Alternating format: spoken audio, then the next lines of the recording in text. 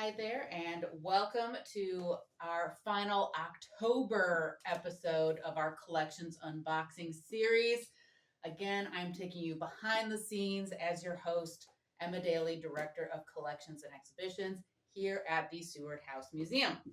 For our final creepy couple of artifacts we have here, we're going to be looking at some more memento mori. Which, if you remember, if you watched our video on the burr from General Ulysses S. Grant's casket, you'll remember it means to remember that you will die from the Latin translation. So the pieces we have today are important keepsakes that many families in the Victorian era would have had. You know, these keepsakes, these memento mori, took many different forms, but a very common one in the Victorian period that we're going to see today is hair. That's right. It was common to take hair from the deceased and create works of art or pieces of jewelry that you could then hang on your wall or even wear.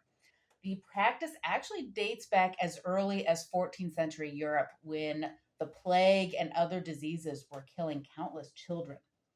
Now, coming back to the Victorian period, hair jewelry in particular was a popular accessory for widows coming out of their first year of mourning. You see, strict mourning etiquette was observed in this time period.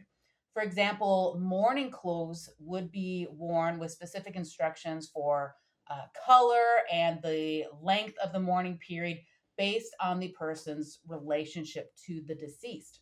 So, in deep mourning, which consisted of the first year, a widow's clothing was deep black and worn with minimal or no jewelry.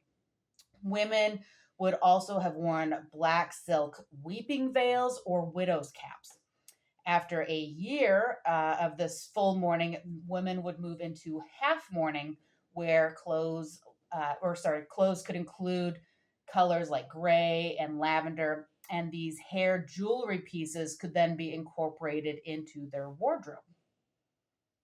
Okay, so now without further ado, let's look at two very unique pieces of hair jewelry that we have here in our collection at the Seward House Museum.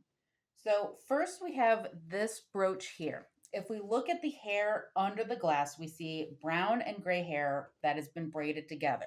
So, the brown hair belongs to Frances Seward and the gray to her husband, William Henry Seward.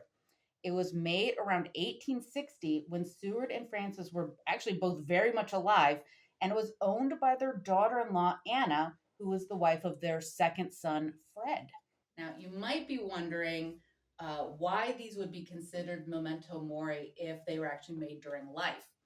Well, hair art and hair jewelry was actually so popular in the 1800s that people started collecting copious amounts of hair from their living relatives in anticipation of their death so that they would make sure they had enough material to make these elaborate centerpieces. We have this necklace. It actually comes with matching earrings. I didn't pull those because they're a little bit more fragile, but the beads here, including this little bit in the harp, is made from woven human hair.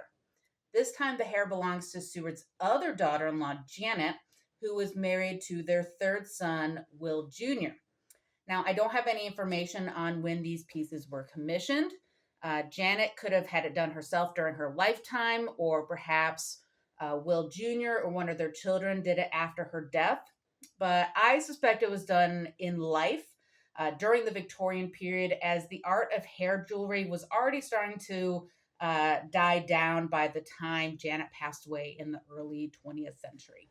So thank you for joining me for this final October edition of Collections Unboxing. It is not too late to join us here at the museum for our outdoor haunted history walking tours. So check the caption for information to buy tickets.